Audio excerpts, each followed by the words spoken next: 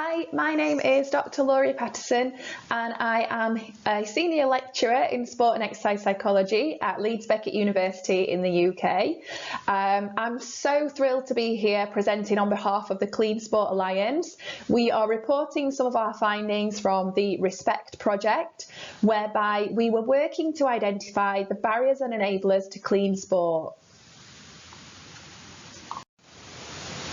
So next year, the new World Anti-Doping Agency International Standard for Education becomes effective.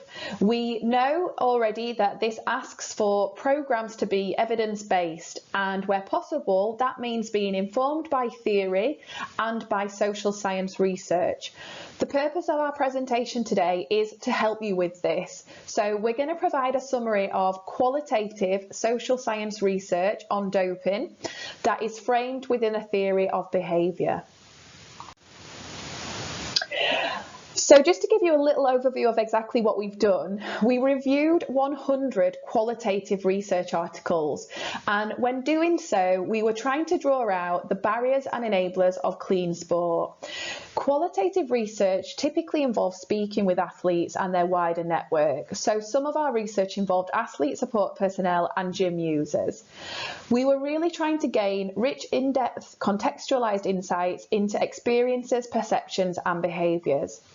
And qualitative research enables us to capture the why and how in relation to doping. So this type of research that we were drawing together through our summary and our synthesis really goes beyond the quantitative literature or the numerical evidence, and that really is telling us what is happening, not always with an explanation behind it. So in terms of the types of papers that we were looking at and the sources of the evidence that I'm going to talk to you about today, most of the studies that we reviewed within the 100 reported the athlete perspective. There were a large number of the studies capturing the voice of users or dopers, and most of the research was conducted in westernised countries. There's a strong focus in the research so far on barriers to clean sport, and that means really that the majority of people have studied risk factors to doping. Now, to bring in the theory part of our evidence base and to make sense of the 100 studies, we adopted the COM-B model, and that refers to capability, opportunity and motivation, and the way that those things influence behaviour. So according to this theory, athlete behaviour is part of a complex interacting system. And in order for athletes or athlete support personnel to engage in clean sport behaviours, these three factors would all need to be addressed. So fundamentally, people would need to have the psychological and physical capability to carry out a behaviour. They would need to have social and physical opportunities to perform clean sport behaviours. So that kind of suggests a clean sport culture and access to resource. And then maybe most importantly, individuals must be motivated. And that's really central to this theory. There are two types of motivation of interest. One is reflective, which is more thinking and the head, whereas the other is referred to as automatic, and that would be our motivation more from the heart or emotional. So all of these things need to come together in order to influence us engaging in clean sport behaviours, especially over competing behaviours and other competing options available to us.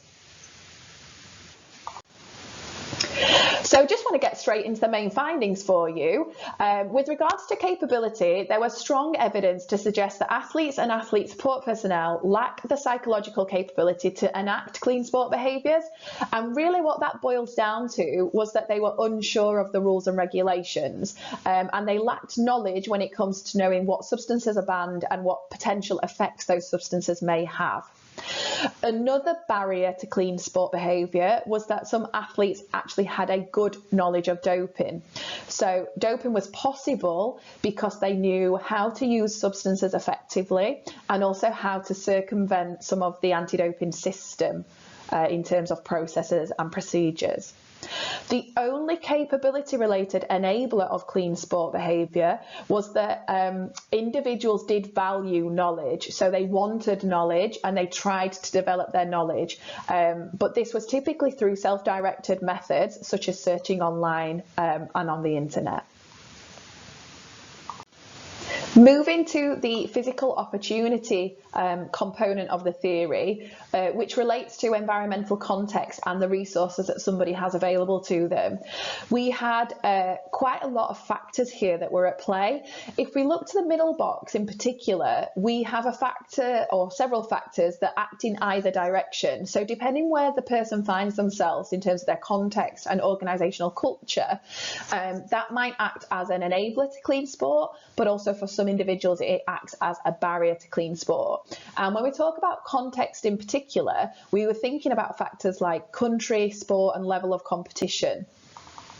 On the right hand side of the slide was the main barriers, and a fact that came through with a real strong body of evidence is the situation a person finds themselves in. So if, for instance, a person is experiencing an injury or transition or a dip in performance, for example, all of a sudden they would be much more likely to engage in doping behaviours and much less likely to engage in clean sport behaviours.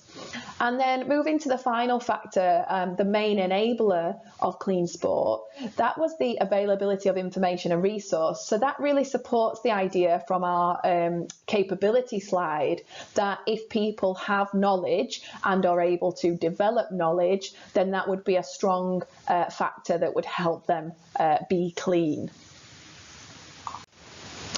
And from a social opportunity perspective, the evidence was overwhelming in showing the importance of people around athletes and around athlete support personnel. So particular people of importance really are the coach, the medical staff, nutritionist, parents and peers. One element of influence here comes through direct contact and conversation, and that might involve kind of the provision of some kind of anti-doping information. But also a part of the influence that comes from those around athletes and that comes from those around athlete support personnel is the way that they treat one another and the expectations and reactions that they convey to one another as well. So I suppose part of this really that we want to emphasise is that there's a perception here about what significant others would accept and support. Would they support and accept doping behaviours, or would they be more supportive and accepting of clean sport behaviours? And again, that can act in either direction depending on the specific context and culture. So it links back to the physical opportunity that I just mentioned before. The main barrier here to clean sport is a strong perception that others are engaged in doping behaviours. So people would be much more likely to engage in doping themselves if they think that the people around them are doing so. The final component of our theory is motivation, and this one was really complex. The strongest evidence was related to identity, which could actually act as a barrier or an enabler to clean sport, depending on whether it was doping or being clean that formed part of who a person is and how they see themselves. Building on this idea, the main enabler of clean sport was that many athletes and athlete support personnel value being clean, and this also kind of contrasted or complemented some perceptions that doping is cheating and that kind of moral view that it's unfair, it's taking a shortcut and therefore it's unacceptable to behave in that way. Another enabler to clean sport was a strong perception that obviously negative consequences would come from doping. And so by perceiving that there are negative consequences of doping, that would provide us with an enabler of clean sport. So people would be more likely to stay clean if they perceived those negatives were likely.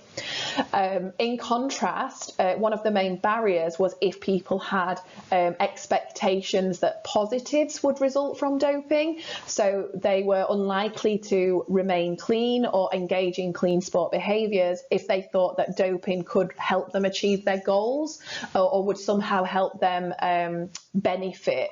So sometimes that was reinforced. So sometimes it was just an expectation and a belief, like we assume that some positives come from doping, but actually there was also some evidence from users that they had positive experiences. And in particular, one of the things that people who had used prohibited substances or methods before reported was that sense of confidence. And that's really quite important, because people are more likely to remain clean or engage in clean sport behaviours if they think they are capable of achieving their goals without doping. If that's not the case, people might think that doping is necessary because of the limitations on their own capacity. Now, I'm sure that you've all got some fantastic ideas as to how you would bring these findings to life in your anti-doping programmes, and I'll love to hear about them when we hold our Clean Sport Forum in December. But I'll just leave you with a couple of suggestions from our perspective. And what's important here is that we need to address all the components of the theory that we use to summarise the evidence base. So in any actions that we take within our anti-doping programmes, we have to address capability, opportunity and motivation if we will facilitate clean sport behaviours. So at the most basic level, we know that education is important because we have to address that capability element where people are currently lacking knowledge. There's evidence that we need to do all the things that the ISE tells us to do, in that we need to disseminate information, we need to raise awareness, but we also need to do competency-based activities around anti-doping, and we need values-based education to ensure that people are internalising and developing a clean sport identity. Okay, so all of that is fundamental. Some of that would address the capability, some of it would address the motivation, but really to get to the heart of the motivation and reinforce that motivation more strongly, that clean sport is of value and clean sport is the way that we work. We need to go beyond just the individual. We need to draw more stakeholders into the picture, and we need a collective identity on this. So it means that we have important influencers modelling clean sport behaviours, reinforcing the messaging at every opportunity. And that's going to really start to push not just the motivation side of things, but that social opportunity. We know how influential that those cultural norms can be to a person's behaviour, whether that's the athlete behaviour or the athlete support personnel behaviour. So that is really fundamental to our actions going forward. But beyond that, we really need to think about the physical opportunities. We need to think about the resource that we have available, and we need to think about the way that sport is structured. So we know that lots of the vulnerabilities here come from situations where athletes are struggling, and we need to make sure that there are physical structures in place to support them through those difficult times. So that might be the facilities that they have available to them, it could be the financial support available to them, but they are structural issues that are way beyond our individual athletes and athlete support personnel.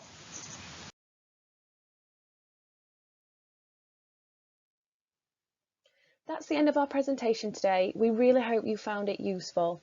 We welcome you to the Clean Sport Forum taking place in December, where you'd have the opportunity to hear more about this work, but also to interact with us and ask us questions. Until then, thank you so much for your time today, and take care of yourselves.